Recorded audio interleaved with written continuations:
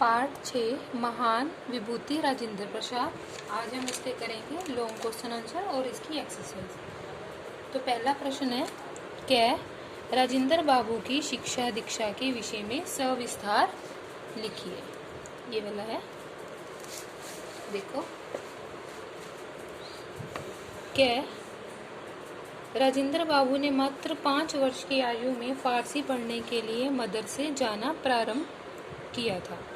मदरसे होता है बेटा जहाँ पर मुसलमानों को के बच्चों को शिक्षा दी जाती है, वहाँ पे तो वहाँ फारसी ही पढ़ाई जाती है। उनकी प्रारंभिक शिक्षा छपरा के जिला विद्यालय में हुई। इन्होंने कलकत्ता के सुप्रसिद्ध प्रेसिडेंसी कॉलेज से उच्च शिक्षा प्राप्त की।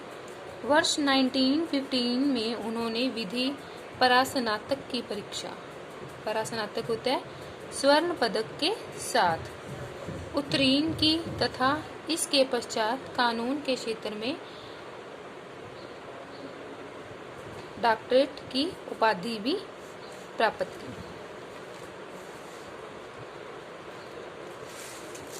नेक्स्ट देखो, राजेंद्र बाबू के माता पिता कैसे व्यक्ति थे, उनके कौन कौन से गुण राजेंद्र बाबू में आए थे। देखो क्या का उत्तर आइए। राजेंद्र बाबू के पिता श्री महादेव सहाय आयुर्वेद तथा यूनानी दवाइयों के अच्छे जानकार थे। वे गरीबों का उचित इलाज करते थे तथा उन्हें मुफ्त दवा भी देते थे। मतलब वो इलाज तो मुफ्त करते थे, इलाज तो अच्छा करते थे और मुफ्त दवा भी देते थे। वे फारसी भाषा, कसरत और घुड़सवारी में भी प्रवीण थे। ये समस्त गुण उन्हें अपने पिता से अनायास ही प्राप्त हो गए थे। उनकी माता श्रीमती कमलेश्वरी देवी एक धार्मिक विचारों वाली महिला थी।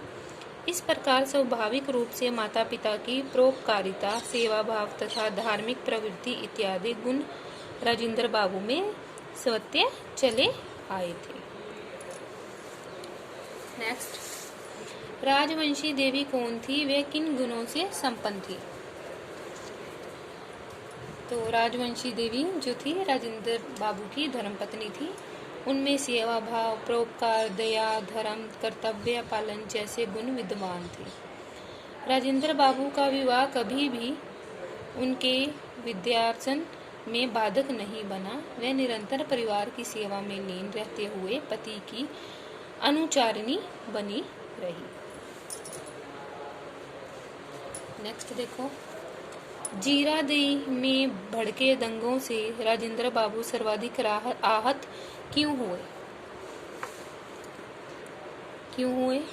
जीरादेई राजेंद्र बाबू का जन्म स्थान था, जो हिंदू मुसलमान सौहार्द का प्रतीक था।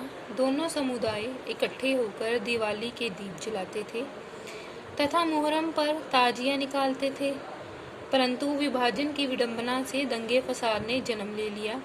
उनकी जन्म स्थली जल रही थी। इस घटना ने राजेंद्र बाबू को सर्वाधिक आहत किया, क्योंकि जो स्थान सद्भावना और सौहार्द का प्रतीक था, वहां पारस्परिक विद्वेष की आग लगी हुई थी। उन्होंने लोगों से शांति की अपील भी की, परंतु उनके सारे प्रयास विफल रहे, मतलब असफल रहे। नेक्स्ट देखो, विभाजन की विडंबना फसाद क्यों है, विवेचना कीजिए।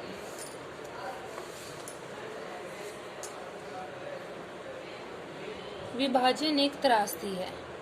यह एक विडंबना है जिससे फसाद उत्पन्न होता है। विभाजन की आदि में पारस्परिक प्रेम, सद्भाव और सहयोग की भावना छिन्न भिन्न हो जाती है। इसकी जगह कटुता, भेदभाव और सांप्रदायिकता का प्रादुर्भाव होता है, जो कि एकता, अखंडता और भाईचारे की भावना को नष्ट कर देती है। इससे समूचा राष्ट्र प्रभावित होता है और उसकी शक्ति तहस नहस हो जाती है। इस प्रकार विभाजन की विडंबना फसाद उत्पन्न करती है तथा कागज पर खींची गई एक लकीर है।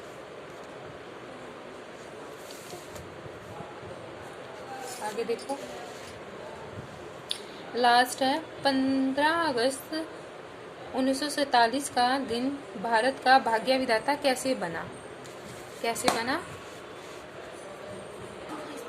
15 अगस्त 1947 का ऐतिहासिक दिन भारत का भाग्य विधाता बन गया, क्योंकि यही वह दिन था जिस दिन चिर प्रतीक्षित स्वतंत्रता की दौलत हमें प्राप्त हुई थी। यह देश के अमर सपूतों के त्याग, तपस्या और बलिदान का प्रतिफल था। इस दिन भारत ने अपने सपनों को साकार करते हुए देखा था। इस प्रकार 15 अगस्त 1947 का स्वर्णिम दिन भारत के लिए अत्यंत महत्वपूर्ण है।